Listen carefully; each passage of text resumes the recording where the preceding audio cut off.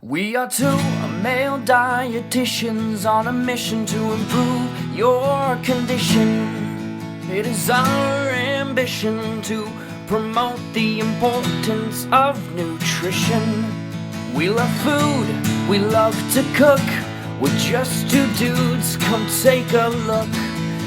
We are Andy and Joel, two dietitians with a whole lot of soul.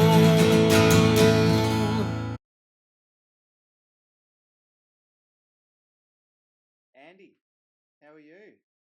Good, mate. Good to see you again. Yeah, likewise. Welcome back to another episode of Dudes Talk Nutrition. Andy, we were talking offline about discussing fruits and the possible health benefits or detriments of Right. fruit.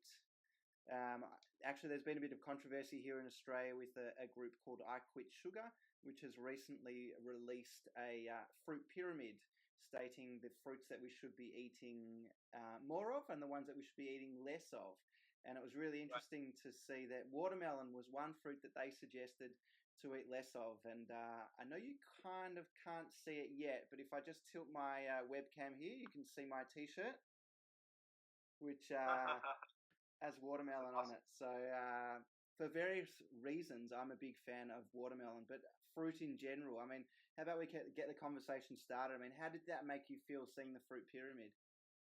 Yeah, there's nothing that I hate more when people deflect the anti-sugar movement onto fruit somehow.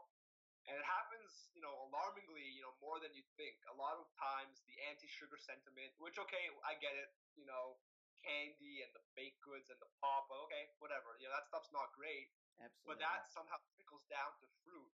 And I see it online, I see it in my clients, and it's quite disturbing. And it's probably one of my biggest pet peeves.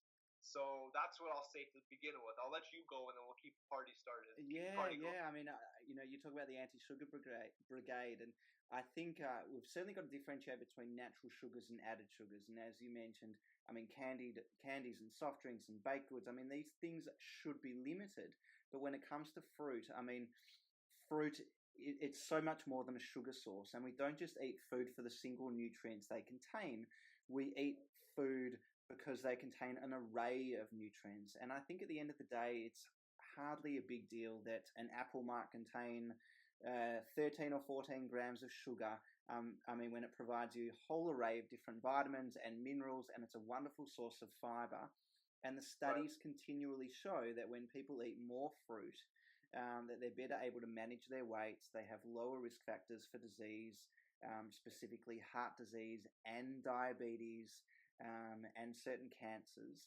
I think the message really, message here should be that we should be consuming more fruit, and it really does, beg a belief. These types of food pyramids and some of these anti fruit messages that are being Yeah. peddled by these so-called experts. Yeah, absolutely. I mean, there's no real sense. I mean, the fruit pyramid divides fruit based on the fructose content, and the reasoning behind that is poor Mm, at best. You know what I mean? So they don't really have a leg to stand on to say that a blueberry is any better than an apple because of a different fructose content. That's pretty ridiculous. Eating more fruit for most people is the best thing to do. If you're having 10 fruits a day, you need to manage your weight. Okay, maybe in that case you limit your fruit intake, but that's not yeah. even what this fruit pyramid is getting at. It's singling out fructose as some really bad thing. And really, when it's part of a fruit, it's not something you really need to be concerned about. If you're talking about a soft drink, as excess calories, that's one thing. But as a part of a healthy, balanced diet, with fruit, Yeah. vitamins, the minerals, there's no reason, there's no basis to divide fruits in any way. That's just I how I feel. I totally agree, and I know here in Australia, I mean, the recommendations are for 2 serves of fruit a day, and just over half of the people who participated in nutrition survey a number of years ago actually said that they meet those requirements. And 35% of one's intake is actually derived from what we call non-core or discretionary foods. So just like you mentioned before, the soft drinks and the candies and the baked goods, and chocolate and whatever else. And it just goes to show that people aren't eating enough fruit and they're eating too much of these non-core foods. So if they substitute a little bit of these non-core foods out and include a bit more fruit, they're gonna have these better health outcomes. And I think to But vilify fruits based on their fructose content, like you said, I mean, this whole idea of, fructose is the devil, but it just goes back. I mean, I, just want to yeah, reiterate what I said about before about not, avoiding certain foods because of the single nutrients they contain. And I think there's, the fructose centric theory has been debunked by scientists. That there's no real harm in consuming the amount of fructose that we do consume and consuming these fruits if they do contain a little bit of fructose.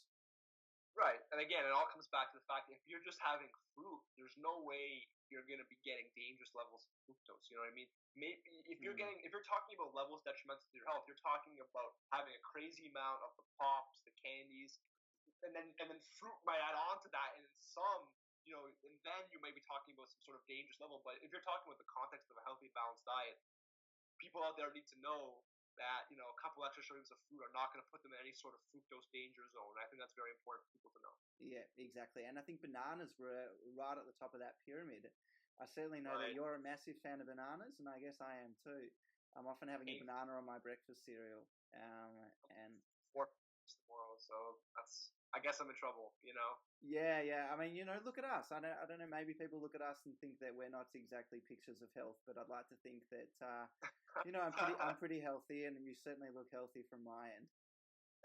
Yeah, and I mean, I was gonna come up with one last little point, and it's evading me now. But I guess the only thing is now I got it. In Canada, it's interesting enough. In Canada, we actually group fruit and vegetable recommendations together, and in a way, that's kind of a limitation because fruit is great, super important. But I think for me, and you'll probably agree with this, vegetables are always going to be that one level higher. I feel like when it comes to the punch they pack. So in Canada, we actually measure fruit and vegetable intake together, and Okay. 50% of Canadians don't consume anywhere near what they need to consume.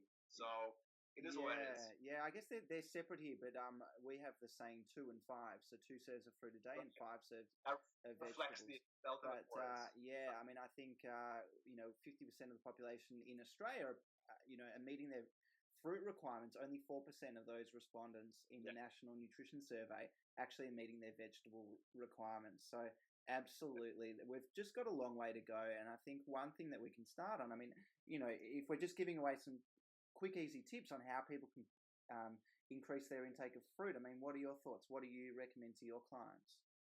Well, what I recommend is eating fruits that are easy. So I like apples, oranges, bananas, fruits that can be eaten on the go. Yeah. And a lot of people think they need to have a big sit down breakfast, which is fine if you have the time. But if it's either a sit down breakfast or nothing, a fruit, and I always go back to this, a fruit and a handful of nuts on the go is for me such a strong breakfast. And Yeah. that's the number one piece of advice I would give. Yeah.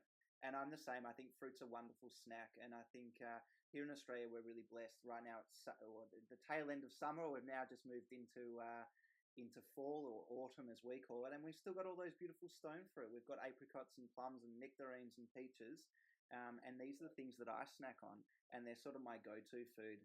And I well and truly smash that two fruit requirement out of the park because I'm regularly Yeah. getting 4 or 5. I've got that by breakfast, so it's not I'm even a question. exactly the same. So, Fingers really, crossed there's no vegetable pyramid coming up though. yeah. We'll wait with bated breath for that one. But really, the message here is it doesn't matter what you choose, just get some more fruit in because it's clear that most people just aren't consuming enough. Um, Right. so, Good point. big thumbs up for fruit. Yes. 2 thumbs up. And yeah, I guess we can end it on there, mate. We're pro fruit. We Absolutely. hope it works too. So, once again, we hope you've enjoyed the episode of Dudes Talk Nutrition. We'd love to hear from you. Please get around us on socials, be it Facebook or Instagram. I'm at Hearty Nut, and Andy is at Andy the RD. And we look forward to chatting again. So, I'll see you soon, Andy. Cheers, mate. See you guys.